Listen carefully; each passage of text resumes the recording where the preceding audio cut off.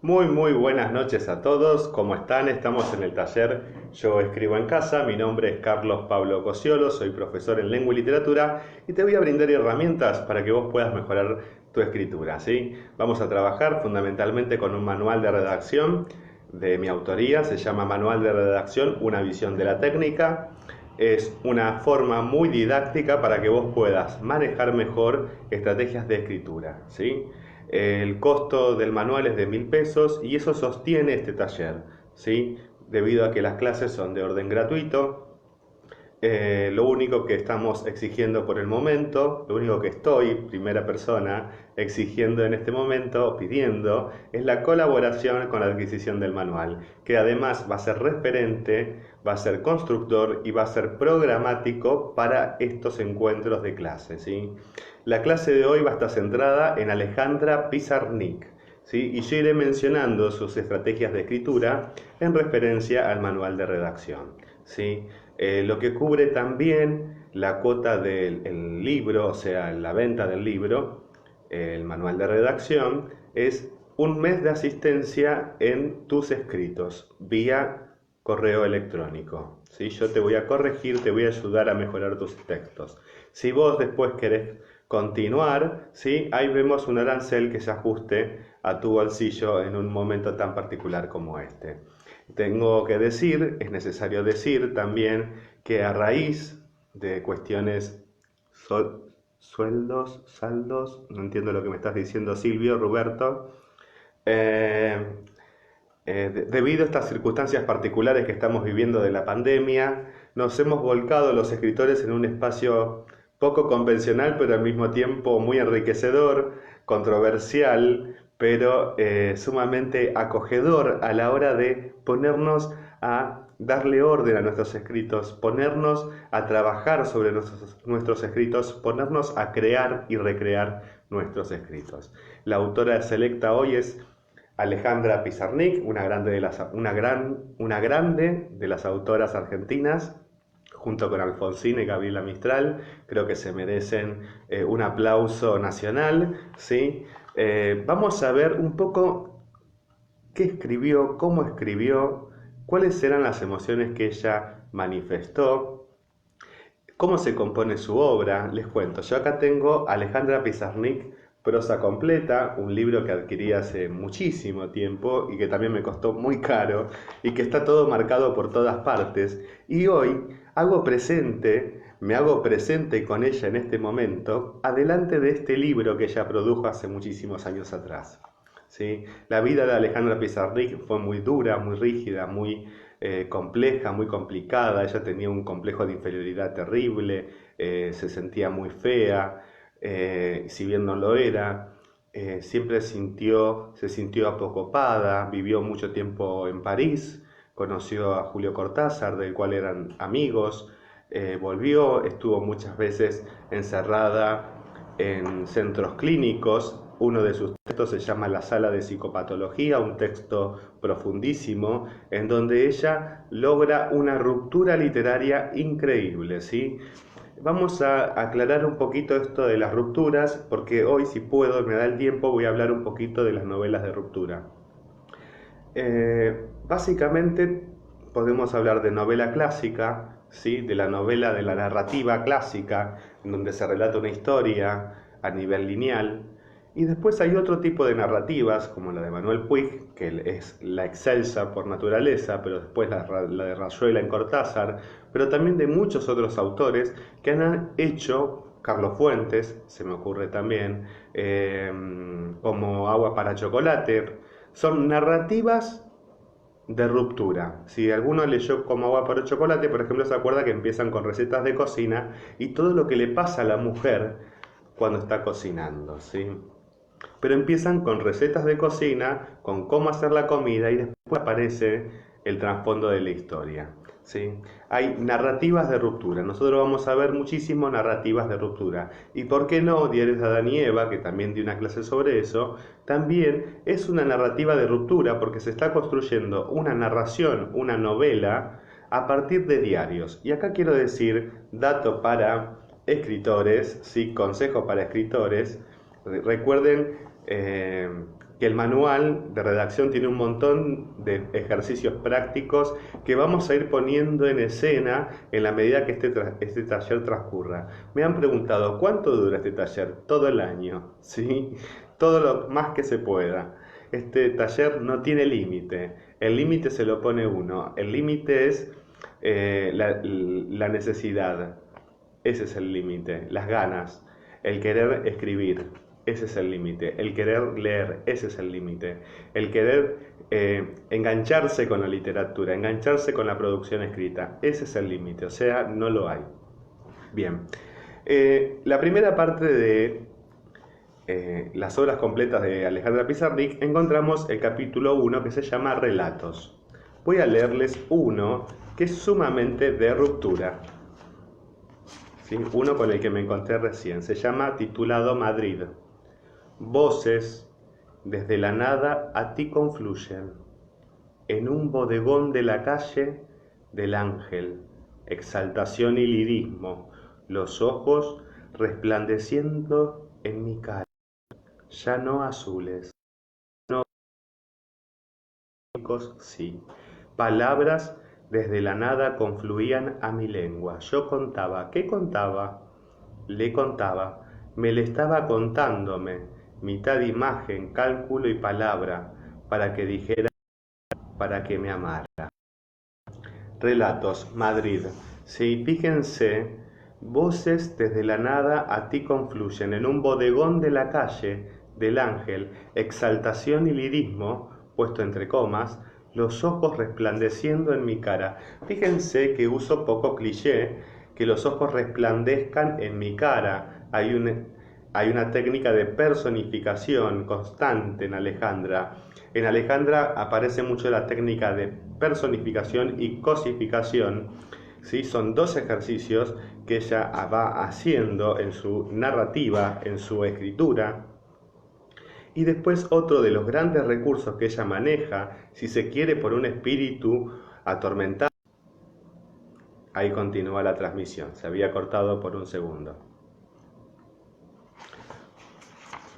Ella hace mucho, voy a leer algunas frases, ¿sí?, que yo tengo marcadas. Caída de la noche, caída del río, caída del día. Mundo a pan y agua. Mundo a pan y agua. Fíjense que el pan y agua, que es un refrán, ella lo transforma. Mundo a pan y agua. La caída de la noche también es la caída del río, la caída del día. Ese es el uso poético que hace Alejandra Pizarnik de toda su escritura. Hay una fogaz forma de escribir, hay un uso crispante del lenguaje, un uso álgido del lenguaje, un uso chisporroteante del lenguaje, un uso ecléctico del lenguaje. Se espera que la lluvia pase. En mí el lenguaje es siempre un pretexto para el silencio. Ella mucho ha hablado esto en la temática de Alejandra, el silencio y la palabra. En mí el lenguaje es siempre un pretexto para el silencio. En mí hablar es siempre un pretexto para estar en silencio. ¿Sí? Me hace recordar la gente que habla para llenar el silencio. Sí, por ejemplo, o hay que hablar cosas para llenar el silencio. Ella dice que le duele el silencio, o le duele la palabra. ¿Por qué? Porque asociar la figura de Alejandra Pizarnik se asocia mucho con la figura del sufrimiento. Sinceramente no quiero hacer esto, pero lo voy a hacer. Muestro nuevamente la foto de portada, a ver si la toma bien ahí. La imagen icónica de Alejandra Pizarnik es de la mujer sufriente. Lo mismo que Alfonsina Storni, la mujer sufriente. Gracias a Dios, el siglo XXI ha conocido a Bonelli y ha conocido también a Isabel Allende, que ya no son mujeres que sufren, ¿sí? Ya son mujeres empoderadas, mujeres feministas, mujeres que cambian la historia, ¿sí? Son otro arquetipo de mujer, pero más allá de este dato, que tiene que ver con la historia de la literatura, hay algo que uno suele asociar, es escritura-sufrimiento, escritura-dolor, escritura dolor interno, me descargo escribiendo. Y es así, es también así.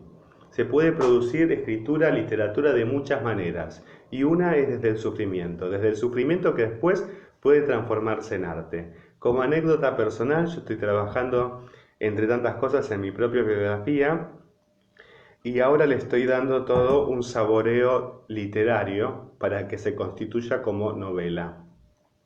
Hay sufrimiento mucho, hay ganas de transformarlo también.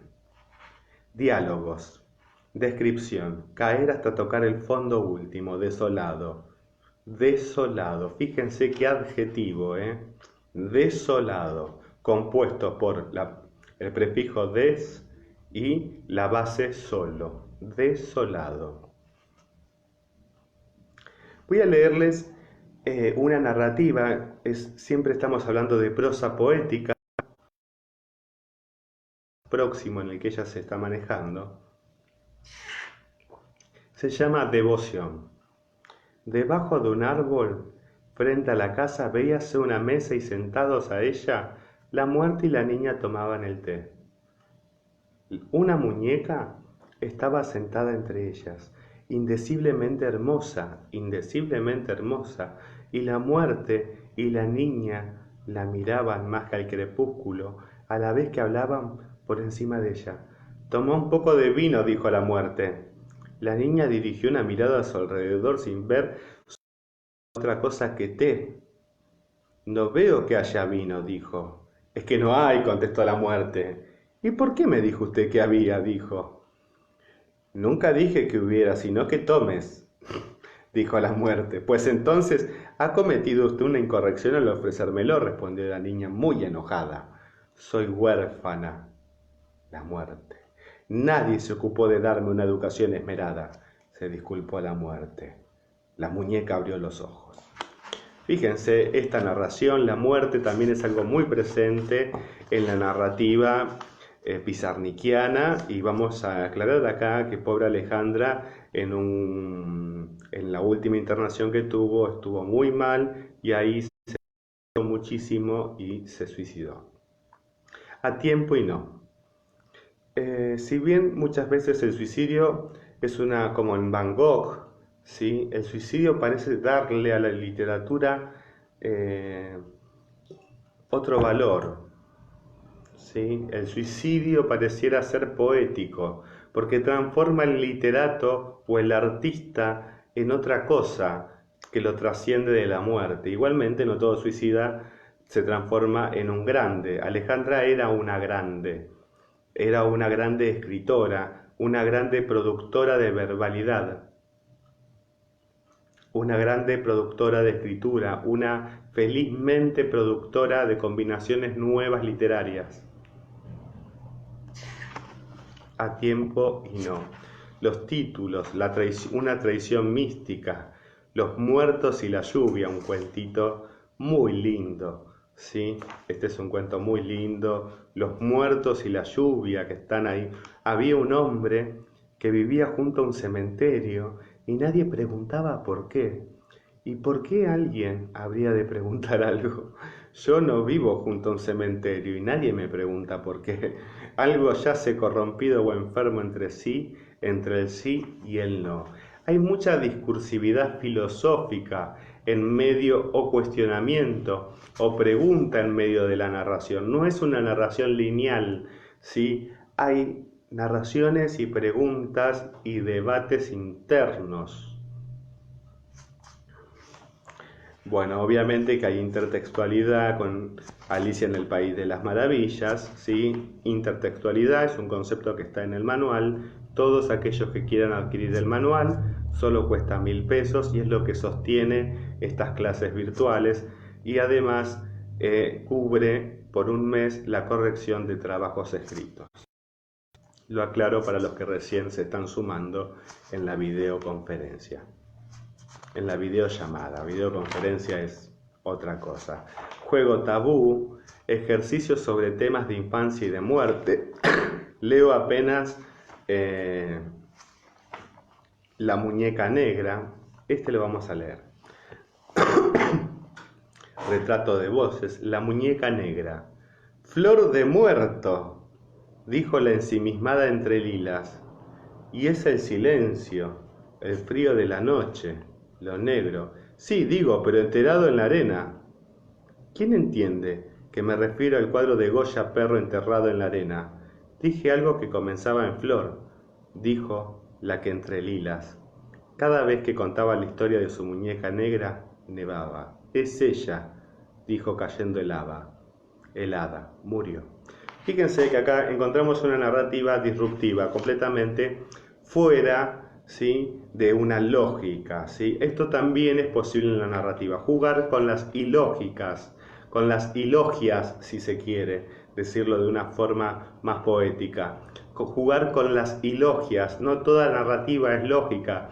Nosotros nos estamos acostumbrados desde la Edad Media, desde el modernismo, desde el cientificismo, a que todo está concatenado, que es causa-efecto, que es una causa en efecto, una cosa que pasó en un momento da causa a otra cosa que pasó en otro momento. Y lo cierto que en la conciencia y en la inconsciencia, sobre todo, como la describió Freud, no existe el tiempo y no existe la lógica y no existe la causalidad y la casualidad.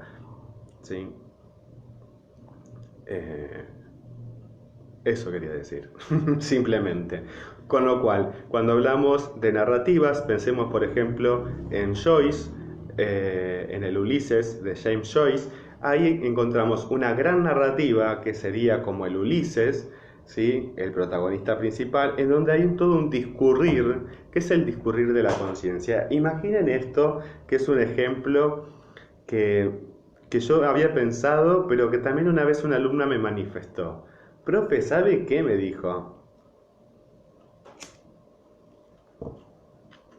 Escuchen esto. Si yo me pusiera un chip en mi cabeza y lo pusiera en una computadora y escribiera todo lo que se me pasa por la cabeza, escribo un montón de libros interesantísimos.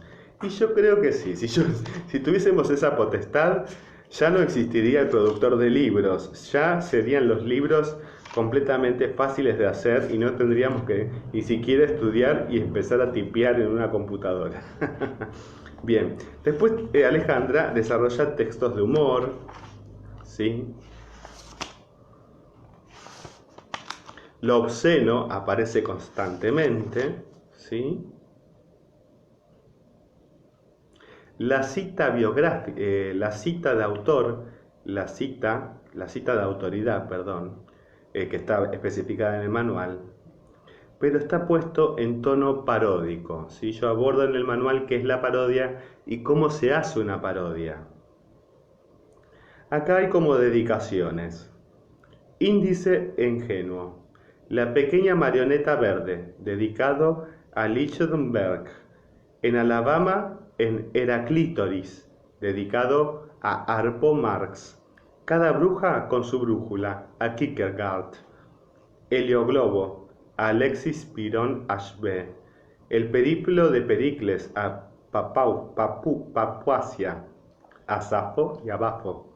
Pigmión y Gapea, al Dr. Bernard School. El gran afinado, a Andrea Mercial. Vestidos bilingües, con Le Monster Cayet Amon, a Madame Warrens. Abstracta o moral, escrito con K, Night Comic, a la marquesa de O. ¿Qué es Masheutica Mami? A la cantante alemana. De Grete Spot, a sadomasoquismo en inglés. A Irish Mam, a la autora de Iquitujes, a Amélie de Freud. ¿Sí? Ella va a jugar mucho en ese, si quieren, delirio místico, en donde se cruzan voces de todo tipo. Ella, de alguna manera, construye intertextualidades al modo borgesiano, pero con una lógica femenina, una lógica, si se quiere, más irracionalista, pero irracionalista no en el sentido peyorativo, sino en el sentido que no es racional en el modo capitalista y economicista de la racionalidad, sino que construye irracionalidad porque está dando pie a sus emociones, a sus sentimientos.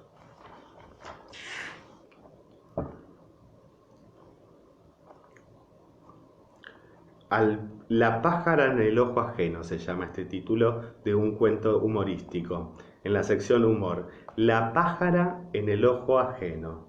La pájara en el ojo ajeno. Fíjense cómo del refrán ella lo transforma, el refrán, en un efecto literario. Grandes pajarerías el ojo ajeno. Stock permanente de calandrias. Servicio nocturno, con turnos para colibríes, invención y distinción en el arte pajeril, alpiste, mamel. Todo para la teta, nada para la testuz, más vale pájaro en mano que en culo. ¿Sí? Lo obsceno está siempre presente en Alejandra Pizarnik. Lo fino, lo culto, lo altamente culto, lo vulgar, lo familiar y lo obsceno, lo vulgar. Es un entrecruzamiento, ¿sí? Un entrecruzamiento de diferentes registros del lenguaje, de diferentes modos de hablar, de modos textuales. La literatura es eso, un diálogo que corre por medio, atravesando todas las posibilidades lingüísticas, ¿sí? Acá esto es muy disruptivo. Hace un juego de palabras, los juegos de palabras son presentes siempre. Tolstoy, total estoy. La paroxística. Fíjense que este es un poema típicamente de vanguardia. Y acá vuelvo a tomar una temática que enuncié al principio. Existe la narrativa clásica, ¿sí? Para aquellos que quieran desarrollar narrativa clásica, les recomiendo a Stevenson, ¿sí? El diablo de la botella, una narrativa bien clásica, Madame Bovary, una novela que lleva mucho más tiempo de leer. Son novelas clásicas que nos van a permitir escribir de forma lineal. Hay gente que le interesa escribir de forma lineal y yo atiendo a todas las posibilidades estéticas. Simplemente hoy me detuve en Alejandra Pizarnik, que precisamente no es una escritora clásica, sino es una narración de tipo vanguardista. Sin embargo, la vanguardia en el siglo XX hace unos ecos profundos en el siglo XXI, ¿sí? La poesía sigue tomando mucho de la producción vanguardista, sigue nutriéndose de la producción vanguardista. El teatro sigue produciéndose desde el tono vanguardista, si bien también hay productores de teatro que son más de corte realista, ¿sí? Y bueno, después tenemos otros tipos. Bueno, si quieren narración clásica también podemos tomar a Isabel Allende. En Gabriel García Márquez ya hay narración clásica, narrativa lineal, pero hay una vuelta literaria muchísimo más grande, con lo cual complejiza el relato. En Paulo Coelho encontramos una narrativa más clásica, si quieren. Por ejemplo, Hola Dora, en Paulo Coelho tenemos una narrativa más clásica, mucho más sencilla para un público que le gusta una lectura más simple, más fácil, más llevadera, que con un tiempo relativamente corto uno pueda terminar de leer. Muchas veces son lectores prácticos, lectores que van al grano, lectores que se entretienen un rato con un libro, porque recordemos siempre que la literatura, además de expresar ideas, además de expresar sentimientos, además de expresar ideologías, es un entretenimiento. La escritura, la lectura y la literatura es un entretenimiento, ¿sí? Además de todo esto, de transmitir emociones, sentimientos, expresiones, de desnudar la sociedad, de desnudarse presencialmente el sentimiento, las emociones que cada uno tiene consigo, también es una forma de entretenerse, ¿sí? También es una forma de descubrir la psicología de los seres humanos, descubrir la sociología de los seres humanos, ¿sí?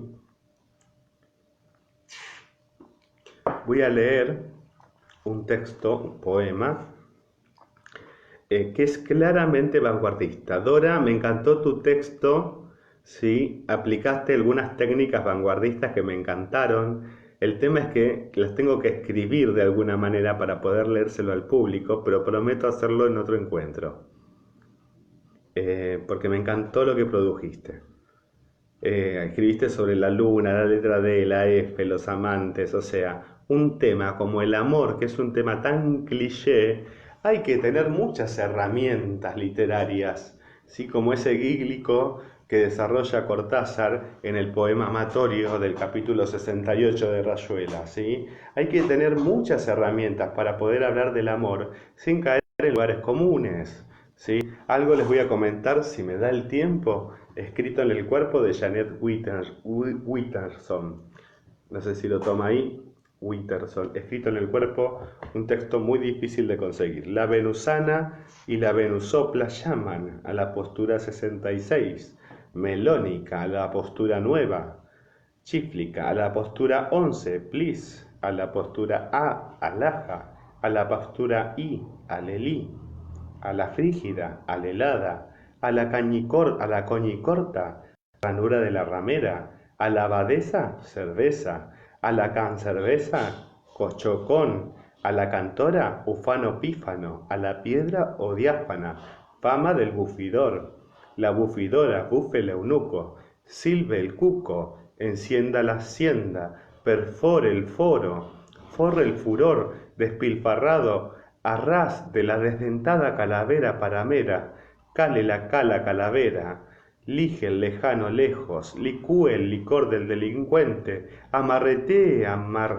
maritornes, hornee su honra, peine sus penas, afane su afán, felicite en felatio, colesione poluciones, matadlos pum pum de nuevo, pif, paf, más toc, más clic, contactad, clic toc, contraed, Languedoc. Fíjense que con ese poema tan erótico, Alejandra nos está seduciendo hacia otros lugares. Por ejemplo, en un poema, en un cuento de humor, está el testículo de la cuestión. ¿Sí? El testículo de la cuestión. Fíjense, estos juegos de palabra son tan increíbles en la literatura pizarnaquiana que no solo se queda en lo triste y lo trágico, sino también la huella del humor hace presencia en sus relatos. Y si bien habíamos hablado al principio que la escritura tenía mucho de sufrimiento, bueno, también tiene mucho de esperanza, mucho de humor. Y en estos momentos son los momentos que más necesitamos humor, más necesitamos encontrarnos con nosotros, más necesitamos producir cosas nuevas con los elementos mínimos que tengamos. Y los escritores disponemos de algo muy poco. Tenemos algo muy poco y algo que es mucho al mismo tiempo, que son las palabras y un medio que pueda ponerlas por escrito. Son medios muy económicos. Leer y escribir, la literatura y la escritura, si se quieren, son anticapitalistas. No producen, no son productivos, no generan mercancías. Bueno, después viene teatro, un teatro que hace Alejandra Pizarnik. Sus personajes son Macho, Futerina y Sej. Es algo muy disruptivo, una obra de teatro muy erótica también. Y vamos a pasar, a ver, aguárdenme un segundito, a los ensayos, artículos ensayos. Alguien me había pedido por ahí que yo diera una clase sobre ensayos. Ensayos hay de muchos tipos, ¿sí? Yo acá lo que voy a trabajar es el ensayo, un ensayo de Alejandra Pizarnik, La Condesa Sangrienta,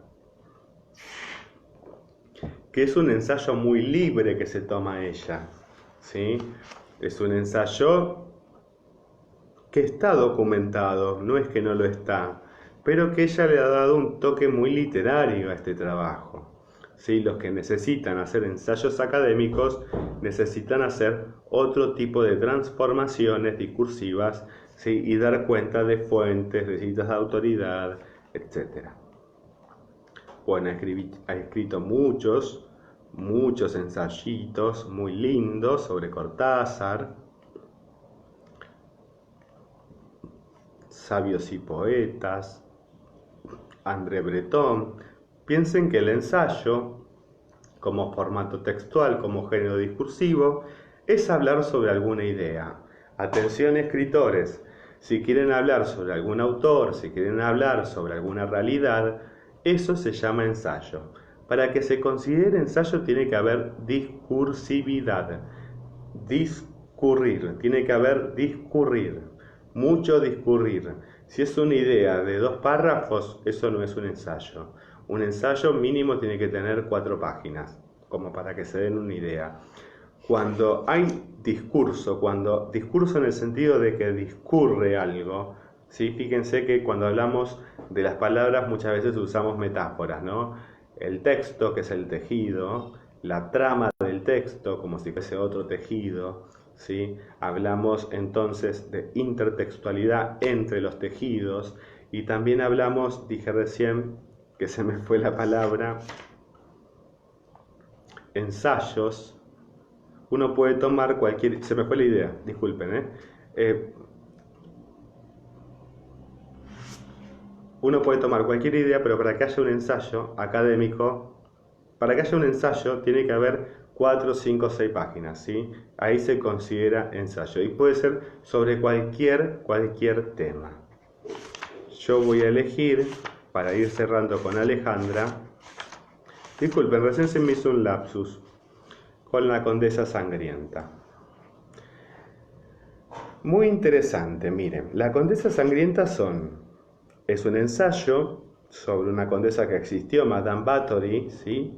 En el siglo XVI, y su ensayo tiene capítulos, y cada capítulo comienza con una cita textual de algún autor conocido. La primera es de Sartre: el criminal no hace la belleza, él mismo es auténtica belleza. Comienza así el ensayo. Valentin Penrose ha recopilado documentos y relaciones acerca de un personaje real e insólito, la condesa Báthory, asesina de 650 muchachas. Excelente poeta, no ha superado su don poético de su minuciosa erudición. La perversión sexual y la demencia de la condesa Báthory son tan evidentes que Valentin Penrose se desentiende de ellas para concentrarse exclusivamente en la belleza convulsiva del personaje. No es fácil mostrar esta suerte de belleza. Valentin Penrose, sin embargo, lo ha logrado, pues juega admirablemente con los valores estéticos de esta tenebrosa historia. Un conocido filósofo incluye los gritos en la categoría del silencio. Gritos, jadeos, imprecaciones forman una sustancia silenciosa. Fíjense, hoy la clase de léxico y la de adjetivación, sustancia silenciosa, ¿sí? Saussure hablando de la sustancia arcaica, que el lenguaje no es sustancia, que el lenguaje es materia y que cuando aparece algo nuevo en el lenguaje aparece algo que ya estaba en la materia arcaica. De esa manera habla Saussure, de esta manera habla del silencio Alejandra Pizarnik, describiendo a esta condesa sangrienta, que es una versión, si se quiere, de Drácula, ¿sí? O de esos relatos en donde una mujer goza matando y goza haciéndose baños de sangre para rejuvenecerse. Es un relato escalofriante, plenamente de terror, ¿sí? Habla de muerte por agua, que es uno de un capítulo de La Virgen de Hierro, es el primer capítulo. Hay una cita en francés. El segundo capítulo es Muerte por agua. Hay una cita de Gombrowicz. Está parado y está parado de modo tan absoluto y definitivo como si estuviese sentado. Es la muerte por agua. La jaula mortal. Y acá cita a Ribot. Des blessures écarlates et noires éclatent dans la chair superbe. No voy a poder traducirlo en este momento, ¿sí? Torturas clásicas. Acá Alejandra Pizarnik habla de lo terrorífico de esta condesa Báthory y de todas las formas de tortura que existían. El año pasado yo viajé a Europa y había un museo en donde estaban puestos todos los artefactos para hacer torturas. Nosotros acá hemos conocido, desgraciadamente, métodos de tortura que ha aplicado la dictadura militar, pero en Europa también han sido muy famosas las diferentes técnicas de tortura. Y acá Alejandra Pizarnik las va describiendo una por una en un lenguaje poético que transforma el relato, la narrativa, en marco de ensayo, en un texto gótico, en un texto de terror. Ese es el género. La fuerza de un hombre, un marido guerrero, ahí habla del marido de Madame Báthory, y después habla del espejo de la melancolía. Acá me gustaría leerles un poquito. Fíjense el lenguaje poético de Alejandra Pizarnik. Empieza con una cita de Octavio Paz. Todo es espejo. Vivía delante de su gran espejo, Madame Báthory, ¿no? Cortó internet, ahí reinició. Tan confortable era que presentaba unos salientes en donde apoyar los brazos, de manera de permanecer muchas horas frente a él sin fatigarse. Estoy como yo, así, viéndome de espejo, porque yo en este momento me estoy viendo al espejo. Podemos conjeturar que habiendo creído diseñar un espejo, Herzebet trazó los planos de su morada. El espejo es su morada. Vivir dentro de un espejo. Imaginen esa metáfora. Y ahora comprendemos por qué solo la música más arrebatadoramente triste de su orquesta de gitanos, o las riesgosas partidas de caza, o el violento perfume de las hierbas. El violento perfume, fíjense el oxímoron. Los perfumes suelen ser halagadores, pero acá el perfume es violento. Tenemos la presencia del oxímoron. Mágicas en la cabaña de la hechicera, sobre todo los subsuelos anegados de sangre humana. No voy a leer más, ¿sí? Se los dejo a ustedes. Me gusta esta cita, a ver si la encuentro.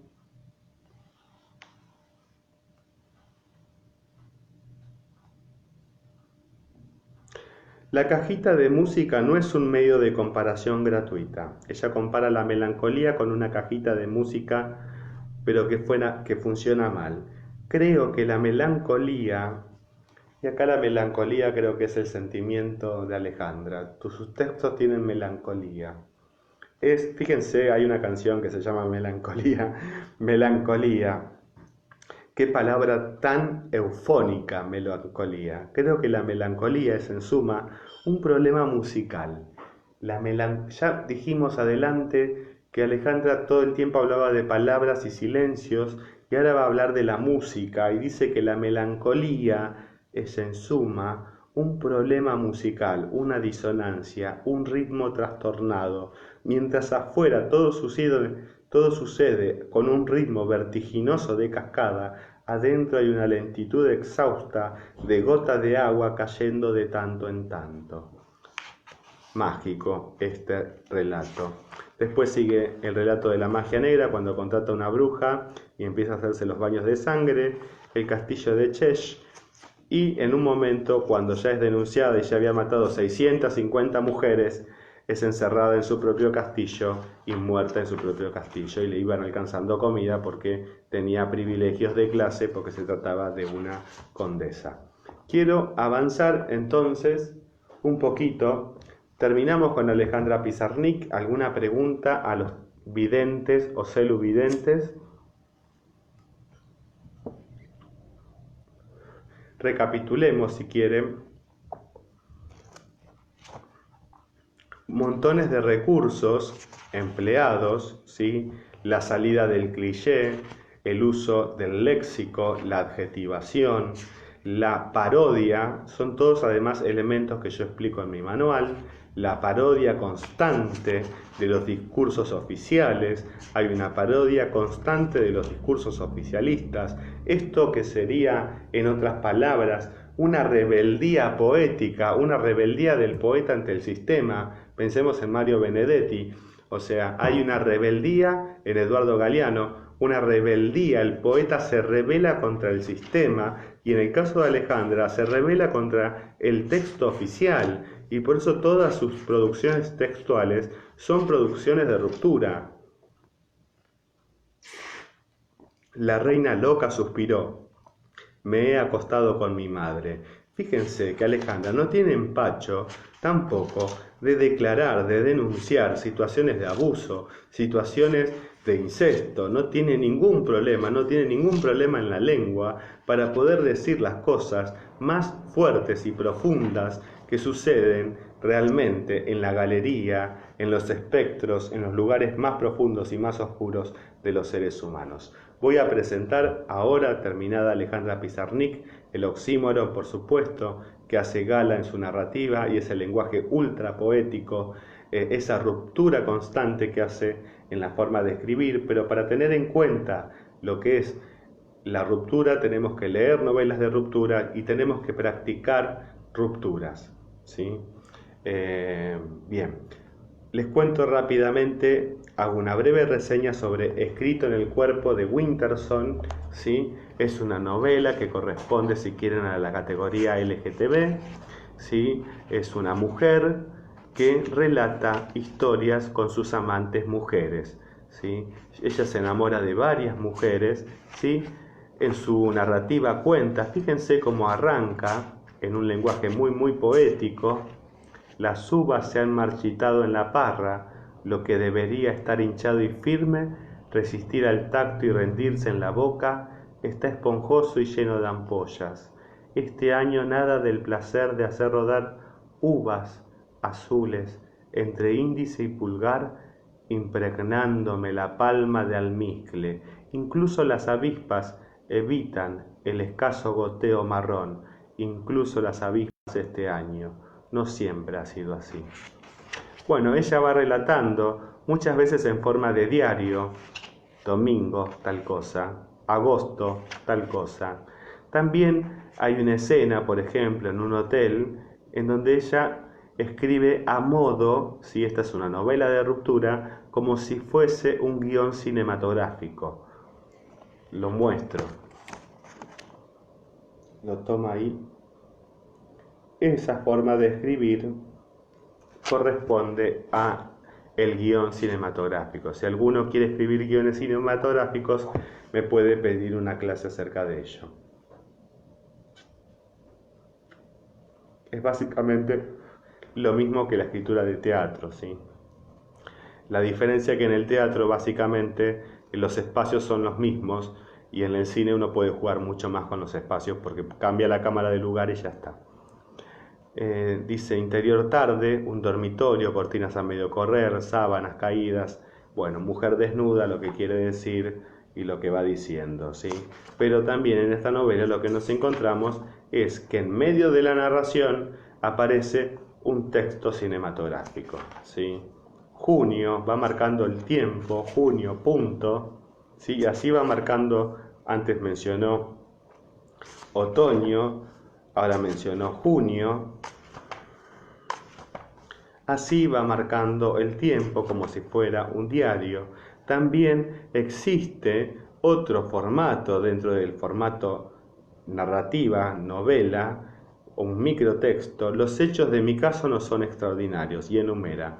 Me he enamorado de una mujer casada.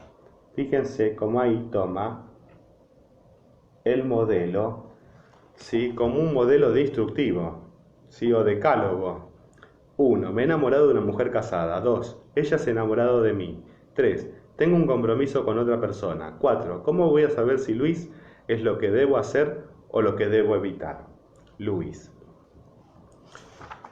Bien, sigue contando la narrativa de estas dos amantes. Hay varias amantes entre medio, hay un enamoramiento, después hay otro enamoramiento, pero el último enamoramiento, el de Luis, nos encontramos que Luis está muy enferma y tiene cáncer. Entonces, acá viene la segunda parte de la novela, que es una de las partes, antes es una de las partes más disruptivas de la novela. Antes quiero aclarar que también en esta escritura, que parece lírica, poemática, ¿sí? No es prosaica, ¿sí? Los hechos, Elgin, los hechos, leucemia. ¿Desde cuándo? Unos 2 años. No está enferma, todavía no. ¿Qué clase de leucemia? Leucemia linfocítica crónica. Parece sana. Los síntomas no tienen por qué aparecer de inmediato. Está bien. Le hice un análisis de sangre cuando tuvo el primer aborto. El primero estaba gravemente anémica. No lo entiendo. Es poco corriente. No está enferma. Los ganglios linfáticos se han hinchado. ¿Se va a morir? Parecen de goma, pero no duelen. ¿Se va a morir? El vaso no está hinchado. Eso es bueno. ¿Se va a morir? Tiene demasiados linfocitos. ¿Se va a morir? Eso depende. ¿Depende de qué? De ti. ¿Quiere decir que puedo cuidarla? Quiere decir que la puedo cuidar yo. Ahí hay como una especie de monólogo interior de los pensamientos que van atravesando a la narradora y que los escribe en forma de poema, ¿sí? Fíjense nuevamente que para escribir narrativa no hace falta tener modelos tan estrictos y fijos y uno puede ir alternando con diferentes modelos textuales. Nuevamente recomiendo la lectura de Boquitas Pintadas.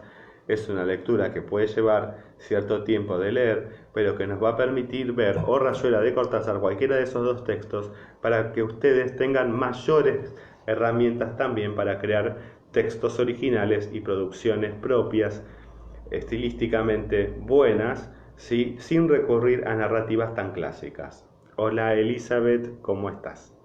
Las células, tejidos, sistemas y cavidades del cuerpo. Ese pareciera ser el segundo capítulo de la novela, ¿sí? Y como para ir cerrando, ¿sí? Ella va haciendo un uso científico y poético, esto es deleitoso, ¿sí? Porque ella habla, por ejemplo, en lenguaje científico, la multiplicación de células por mitosis tiene lugar porque su enamorada, Luis, tiene, como ya se dijo en el texto, leucemia. Entonces hay una mixtura entre el texto enciclopédico de la enfermedad y las emociones que recorren a la protagonista. ¿Sí? Los tejidos, como el reviste la boca, pueden observarse a simple vista. Simple vista, ¿cuántas veces he disfrutado de ti con mi lasciva y simple vista? Te he visto desnuda, inclinada para lavarte, la curva de tu espalda, la concavidad de tu vientre. Sigue. Para facilitar la descripción dividimos el cuerpo humano en diferentes cavidades. La cavidad craneal contiene el cerebro, sus límites son los huesos del cráneo. Déjame entrar en ti, soy el arqueólogo de tumbas, dedicaré mi vida a notar tus pasadizos, las entradas. Ella mixtura el lenguaje científico, la piel, por ejemplo. La piel se compone de dos partes principales, la dermis y la epidermis. Y ella después dice, es raro pensar que la parte de ti que mejor conozco ya está muerta. Las células que forman la superficie de tu piel son delgadas y planas, sin vasos sanguíneos, ni terminaciones nerviosas. Células muertas. Bien, fíjense, lo muestro acá, que ella empieza, no sé si lo toma, no lo toma ahí. Lo que se ve arriba es el texto enciclopédico, ¿sí? del lenguaje médico, ¿sí? Y abajo en lenguaje literario, el esqueleto, y nuevamente aparece el lenguaje en mayúscula imprenta mayúscula, el lenguaje enciclopédico médico y abajo el texto literario.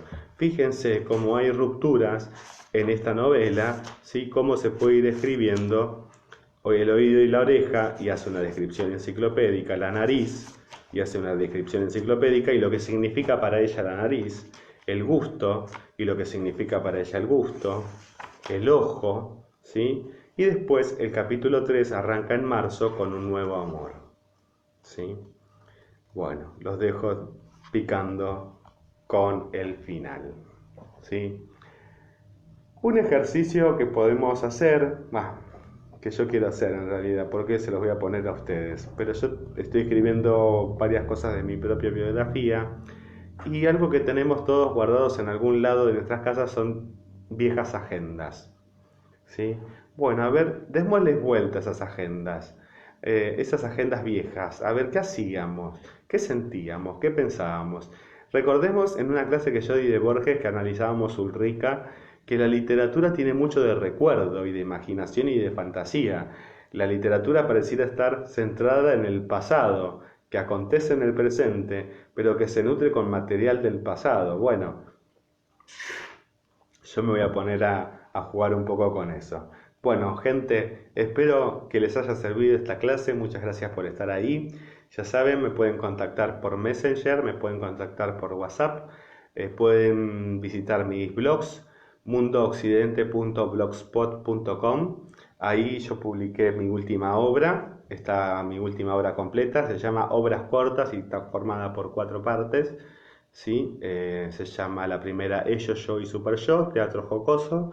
Después viene Relatos Gay. Después viene, perdón, antes de ese discurso sobre mujeres. Después viene Relatos Gay. Y por último viene Sociedad. Así se llama los 4 capítulos de la obra Obras Cortas. Después tengo en Amazon publicado Literatura Descontractural y también textos Orig y Nales, ¿sí? El tema es que no están disponibles porque Amazon cortó la venta en Argentina por el tema de la pandemia, así que no se puede acceder. Estoy trabajando actualmente en literatura de los fragmentos, pero ese lo estoy dejando de lado. Son muchos los proyectos que tengo encima y mucho trabajo de corrección que me va llegando por correo electrónico. Así que bueno, los que quieran inscribirse en el taller pueden hacerlo, me mandan un mensaje privado. El acceso al manual de redacción cuesta 1000 pesos y eso cubre por un mes correcciones de trabajos por escrito que lo hago vía correo electrónico. En caso de que no dispongan de todos los medios tecnológicos, nos adaptamos a las formas que cada uno maneje. Tengamos en cuenta que este taller está dirigido a todo público y entre ellos adultos mayores que muchas veces las tecnologías no les facilita la comunicación de este tipo, que es de tipo virtual, no presencial. Bueno, habiendo aclarado todo, creo que no queda más nada. Sí es necesario que ustedes puedan hacer una contribución porque este taller se sostiene de esta manera. Yo no percibo ningún sueldo, solamente doy las clases y hago mi trabajo de corrección. Entonces, el manual de redacción es lo único que ofrezco, más las clases, más el asesoramiento personalizado. Cada persona que está en el taller recibe una atención personalizada, puede pedir clases personalizadas. Es más, el trabajo es muy intenso. Este tiempo de pandemia, esta cosa de yo escribo en casa, es un momento que me detengo para empezar a darle forma a mi producción textual. Muchas gracias por estar del otro lado y les mando un cálido abrazo. Muchas gracias por estar ahí. A mí me reconforta muchísimo que me estén escuchando.